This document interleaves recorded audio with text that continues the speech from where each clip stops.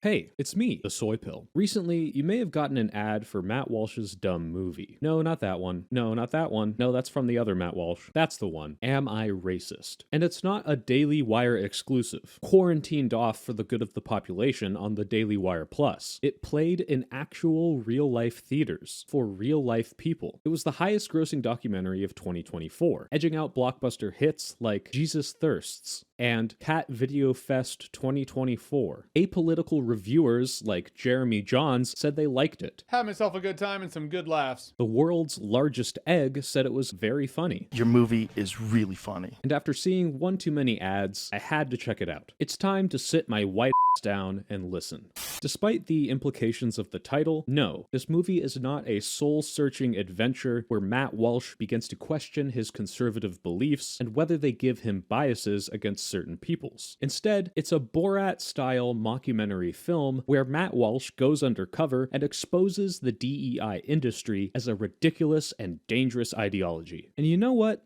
I don't hate this concept. What? Sure, I'm going into this with a bias as an anti-Daily Wire libtard, but there are aspects of the DEI industry that are worth criticism. Now, before you chew me out for being racist, let me explain the difference between DEI in the literal sense and DEI as it's meant in the DEI industry. DEI stands for diversity, equity, and inclusion. What's wrong with that? Well, in principle, nothing. Diversity means a diverse or variety of backgrounds and people. Equity means a level playing field for all people, taking into account these different backgrounds, and inclusion just means making sure no one is excluded, especially based on those different backgrounds. Are you playing some basketball?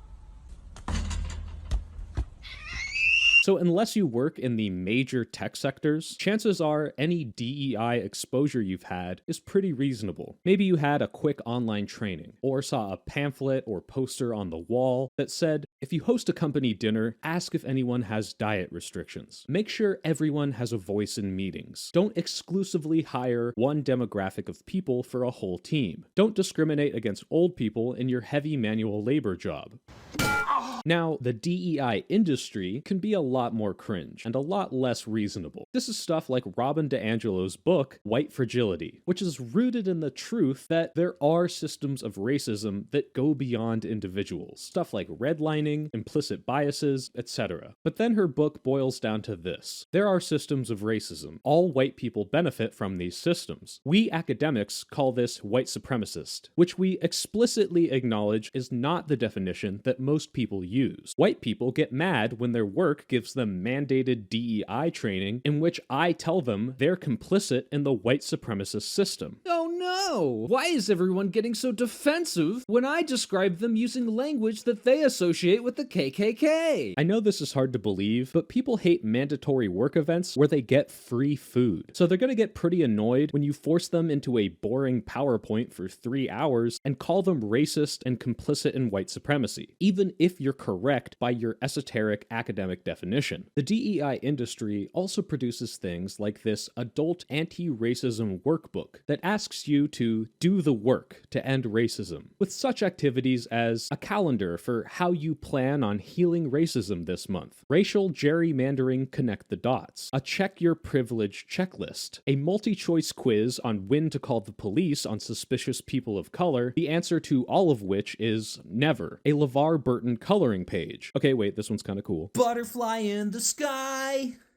I can fly twice as high. It's coming from a good place, and it's probably rooted in truth, but as we'll soon see in the film, it can quickly spiral into some of the craziest shit you've ever heard. So Matt Walsh has the perfect opportunity here to use the Borat formula, infiltrate these crazy DEI workshops, expose them, and use his liberal character to push these DEI industry folks to say even more ridiculous stuff. Unfortunately, for several reasons, he and the Daily Wire crew fail horribly at this. So let's take a look at Matt's shortcomings. But first, I noticed the film was not simply a Daily Wire production. It was also produced by this company called Digital Astronaut. Their mission statement is to create entertaining content that brings important issues relevant to society out into the light where they can be freely discussed. And the only 2 movies they've produced are Matt Walsh's 2 movies. And they're founded by a guy who can't afford a tailor, despite being funded by a billionaire. Anyway, problem number 1, the framing, aka I'm just a guy asking questions. Remember that this film was marketed in mainstream theaters, where people don't know who Matt Walsh is, which means Matt has to approach this not as inherently critical of the DEI system, but as just a normal guy asking questions. Coffee? Yes, thank you. How do you take it? Black. That was awkward. Should I not have said black? That's how I like my coffee. Wait, am I racist?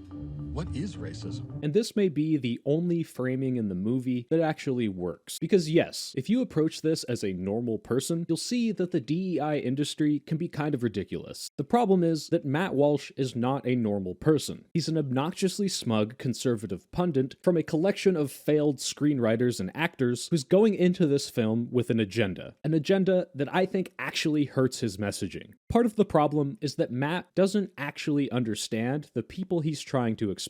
The easy part to show is that they say crazy stuff and charge a bunch of money for their dumb workshops and interviews. But a literal monkey could expose this surface level silliness. And yeah, Matt accomplishes this by owning a camera and meeting these people. But that's about as deep as he gets. To display just how dumb Matt is, we have to skip to the end of the movie, where the lesson he learns was actually the thing that he thought the whole time. The anti-racist industry says that America is racist down to its bones. And if that were true, there wouldn't be anything we could do about it. White people could only wallow in their guilt, and black people in their victimhood. Except that's not what any of these people, no matter how crazy, propose. They think the system is racist, that all white people participate in it and are racist to some degree. But their entire thesis is that these things can be rectified by doing the work, reparations, anti-racist workshops, etc. Their problem comes from a gross misunderstanding of people that disagree with them, and when doing the work, incorporates a bunch of nonsense that no one who doesn't already buy into the ideology would ever do. Take a look, it's in a book, reading Rainbow. There's a Grand Canyon-sized gap between saying that we can always be working on our unconscious biases and no single person can undo systemic racism, and saying that nothing will ever change. You can never undo anything, so go feel guilty and self-flagellate.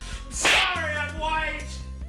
Sorry, I'm male! There's a montage in the movie where he takes a DEI course, which apparently lets you take unlimited times until you pass, and attends a private workshop. But he sort of skips over any of the substantive messages that the people are trying to convey. Matt only shows you the smallest bits out of context that display what he already thinks their whole agenda is. I've been told because I'm a white male, I'm kind of at the top of the pile. How do I get down from the top if I say I don't want that advantage? I don't think you necessarily can. There's also a scene where he pretends to be interested in the anti-racism books at the bookstore and buys them all, and then reads one. But to be honest, I don't even think he read the one Robin Diangelo book, because if he did, he would have a better understanding of the ideology he's against and how to mock it. But of course, we knew Matt never intended on being open-minded. In his movie, What is a Woman?, he asks a very smart person an open-ended question, and as soon as we get his nuanced and thoughtful response, Matt fast-forwards through it. We've got gender and sex.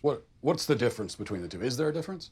What I think is often misleading about that characterization is allowed to be sort of messy and complicated. Discrete constructs, studies scholars, and I'll elaborate on his lack of understanding more as we combine this with his poor acting and comedy skills in Problem 2. Matt Walsh can't act and isn't funny and fails to expose the DEI industry because no one believes his bullshit.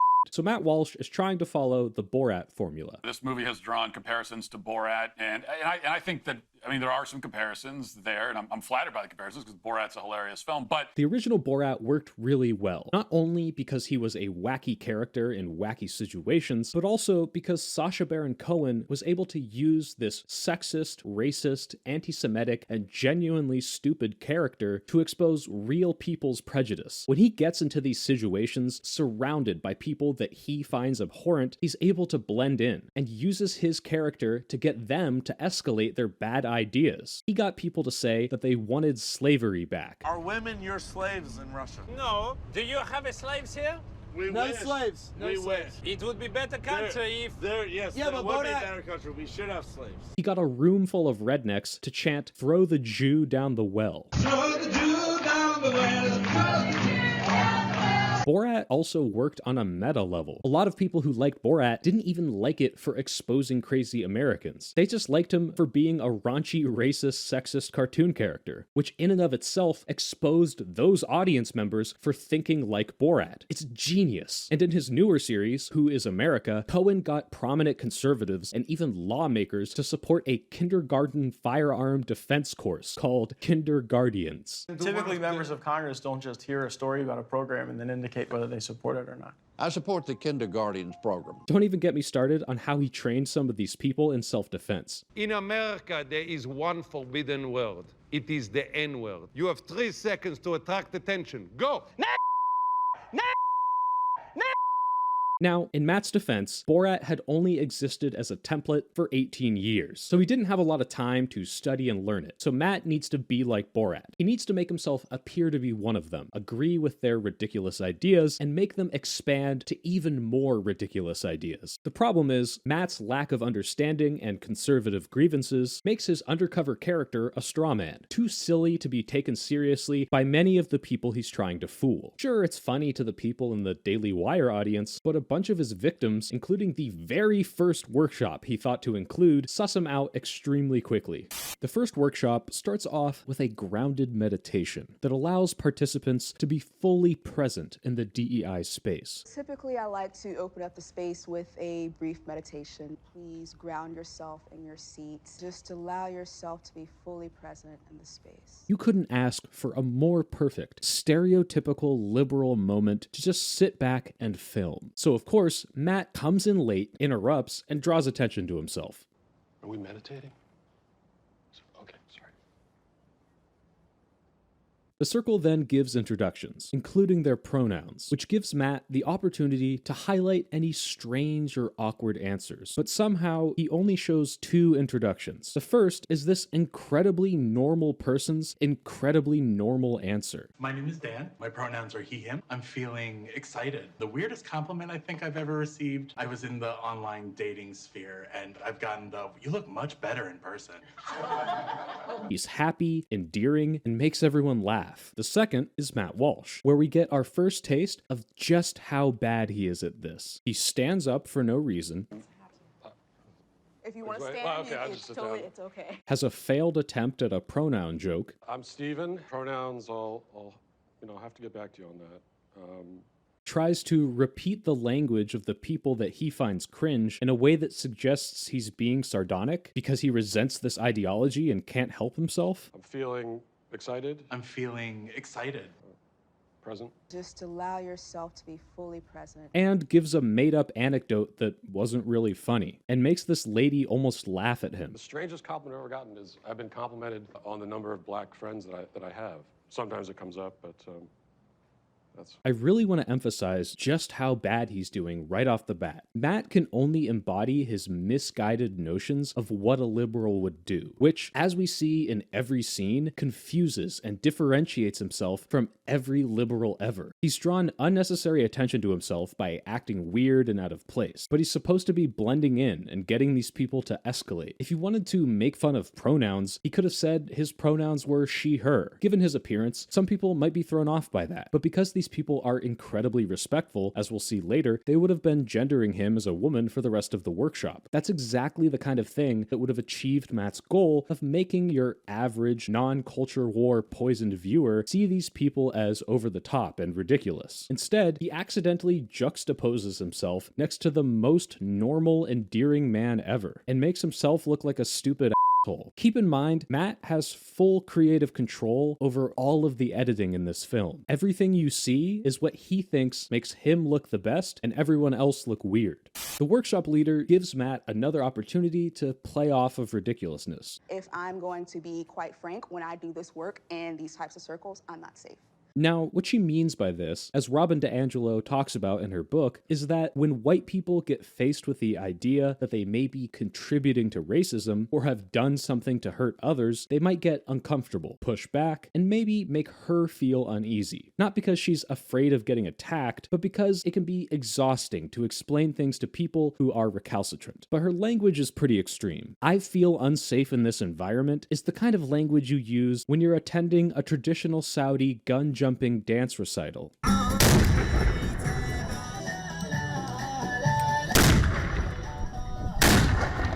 Not when you're in a room full of rich white people paying you money to teach them about racism. My promise to the Black community is to lean into being brave and to love in inconvenient ways. So what do you do with this? I don't know, play into it. Mention how being in predominantly black spaces makes you feel unsafe, because you're worried that your microaggressions will make them attack you.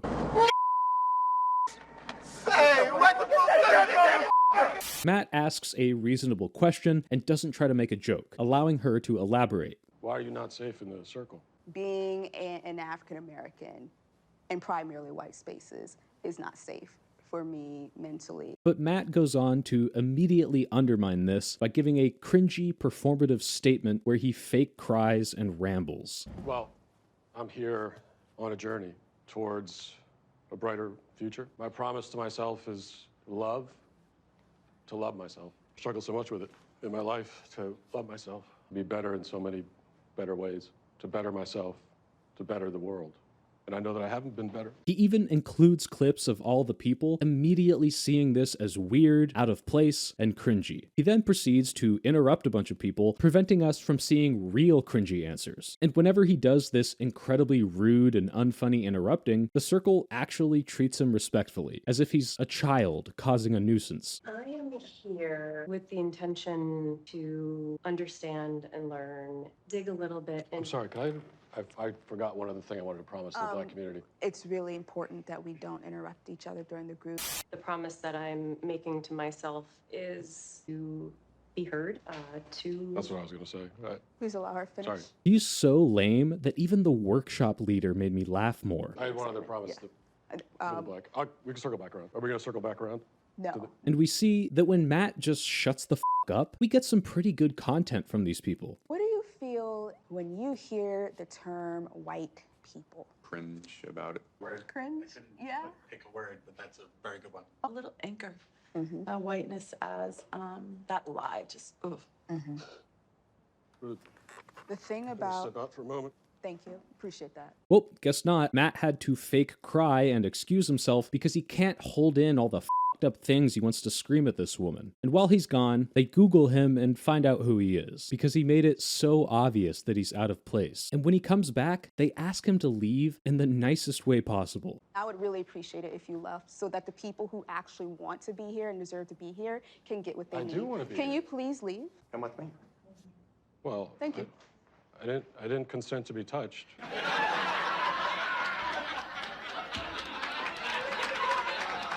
Also, he acts incredulous that they feel actually unsafe knowing who he is. I just want to know that, like, my physical safety and yours and everybody else's here is okay. Why would your physical safety not be okay? Implying that his very presence physically intimidates them. But no, Matt, it's because they know you have an army of millions of rabid fans who do stuff like this when they get mad. So Matt did capture a couple cringy lines, but ultimately only succeeded in making himself look like an annoying asshole and having me sympathize with the people he's trying to make look bad. And what did he learn from this? That he needs to shut up and let the weird people talk? That he should learn to act and improvise better and really let them expand on their silly ideas? No, Matt decides he needs a better disguise and puts on a man bun wig.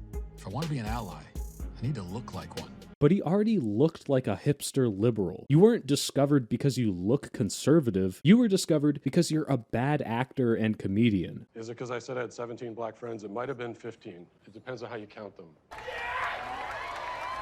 And the real reason you didn't need a disguise in the first place is because you aren't interesting or famous enough to be recognized by normal people. Also, wait, as part of his disguise, he pulls up his pants to show his ankles. Was this a joke? Is this a liberal stereotype? Conservative explain! The next prominent infiltration is this race to dinner event. Now, these hosts are pretty insane. We get to hear them say a lot of insane stuff because Matt wasn't allowed to participate, so he had to infiltrate as a waiter, meaning he can't interrupt as much. You cannot separate yourselves from the bad white people.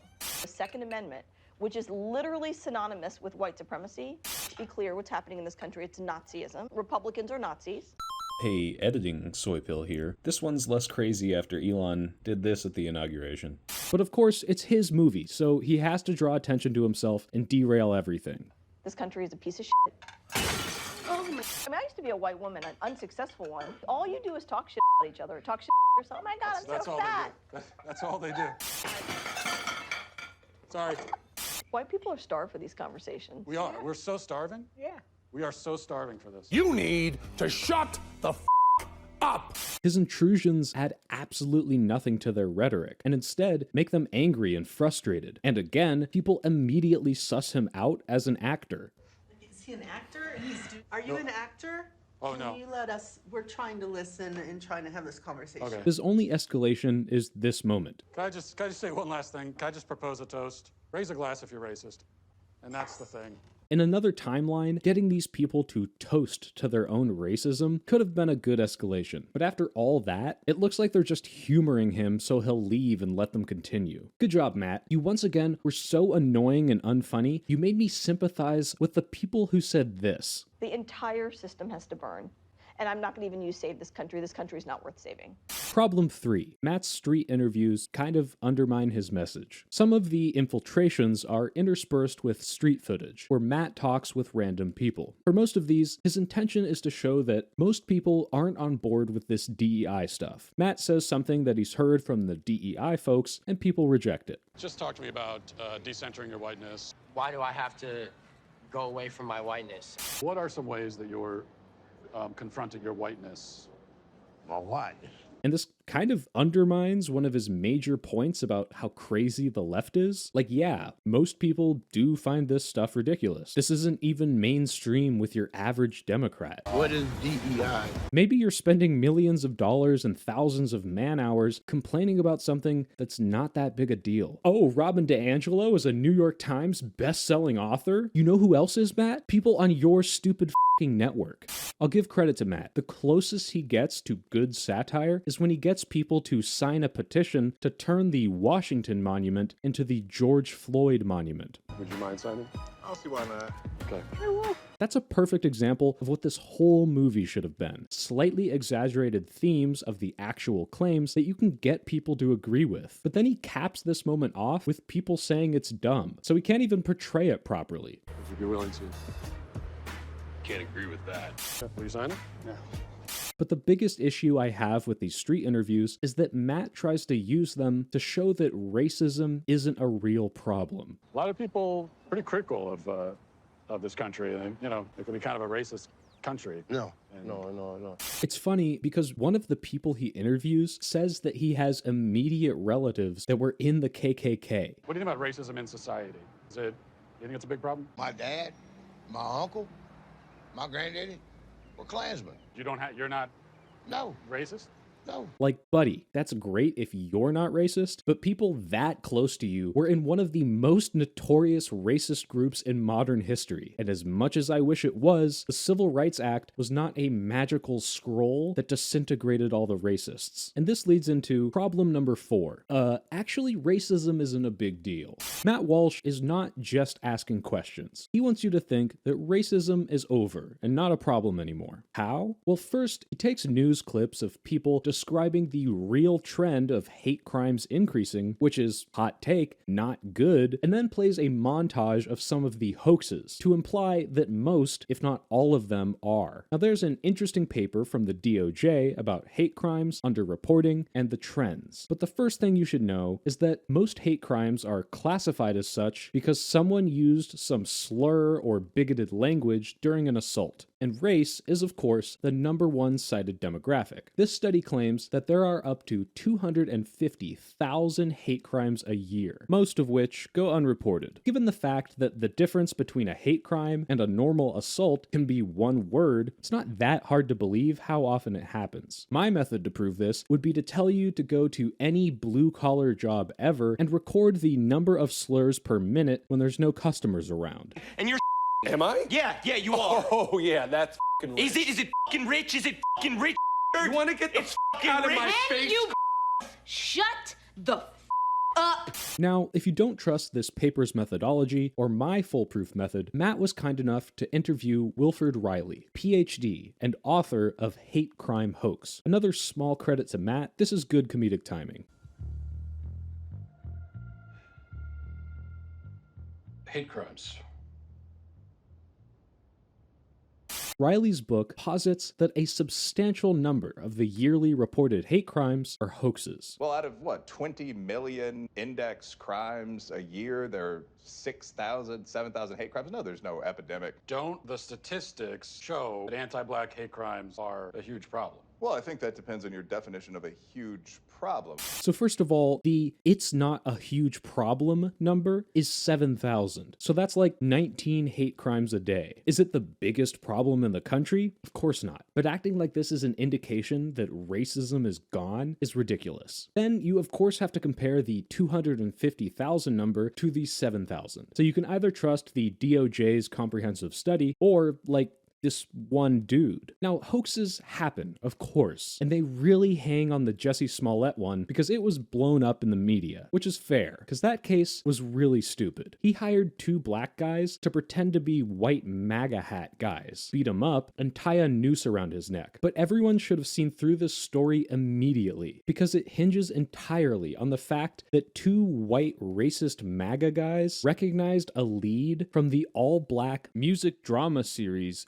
Empire. I heard, as I was crossing the intersection, I heard Empire. Holy shit, is that f***ing Tony Hightower from Tyler Perry's Medea on the Run? Get him!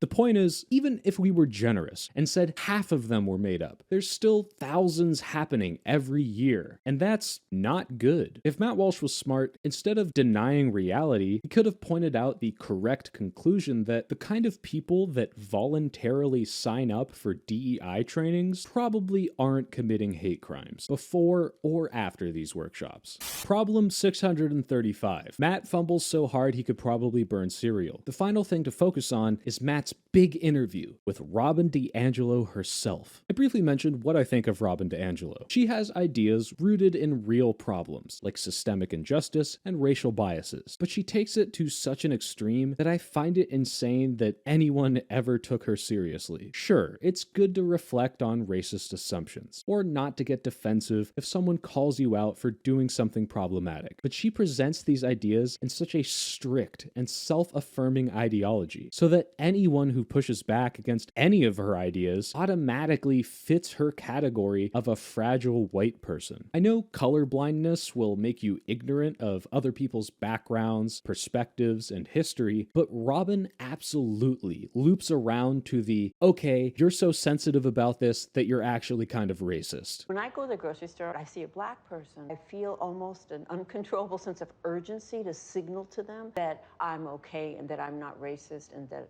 they're welcome. So this should be a goldmine for Matt. He has an audience with the most famous person in the whole DEI industry, whose name you probably didn't know until this video, who has some pretty stupid racial views. This is presented as the big moment. Let's watch him f it up. First, he asks a bunch of questions with nuanced answers that he probably cut out. For example, is it possible for a white person to not have privilege? Is there any way to get rid of white privilege? You can't just opt out. You can do your best to challenge it. That in a way is opting out. Robin correctly points out that you can't just make everyone treat everyone else the same overnight, and you can only really change yourself in the short term. This is what Matt later frames as, we can never ever fix racism. Then Matt tries to roleplay. He pretends to be an incredibly obtuse person of color that's mad at Robin for smiling at them and also not smiling at them. I noticed you passed by me in the hall. You were really overdoing the smile. Certainly would not have intended to have that impact on you, but I'm very clear that I did have that impact on you. I would love to offer you a repair if that's something you're ready for. When I'm ready to talk, I'll talk to you. Understood. Hi, Robin. This time you didn't even smile at all. I don't feel comfortable with you in this workplace. I'm a little bit confused about how best to proceed. I can't deny that I am. Would you be willing to give me some guidance? I don't think it's up to me to educate you. Understood. And somehow, Robin gives the most respectful and reasonable response to his stupid strawman character, completely humoring him and looking like an amicable and level-headed person. Remember that this is all edited by Matt Walsh and his team to make her look as bad as possible. And finally, in maybe the most baffling moment of the entire movie, Matt attempts to escalate by trying to get Robin to personally give reparations to his black producer. First, he does it himself. I want to pay you reparations right now. Will you Accept. I won't turn it down. And Robin sees through this performative bullshit and laughs. Pay any, That was really weird. Yeah, the woman who said, "I feel a compelling urge to signal to black people in the grocery store that I'm an ally," thinks you're being weird. She explains herself, saying, yeah, you can give them some money, but reparations would have to be systemic to actually do anything. And what you just did was a mostly meaningless gesture. It just seemed like it's not a systemic approach. This is, of course, too nuanced for Matt, who again uses his straw man idea of leftist language to try to coerce her into doing it. It's not, because I'm not waiting for the system. I'm acting as an individual. And I say coerce because they all but rob her in this scene by pressuring her to give money. I can go get some cash for sure. And she only does it so that they can move on, because even she thinks it's stupid. Thanks. You're welcome. I think he genuinely could have gotten her on board with some sort of racial reparations, or even a racial tax, if he framed it the right way. But this is such a big fumble that I truly can't believe he bragged about it. And we didn't force her to do anything. She does ultimately pay reparations, spoiler alert, but she did that to herself. We didn't do that, I'm afraid to say.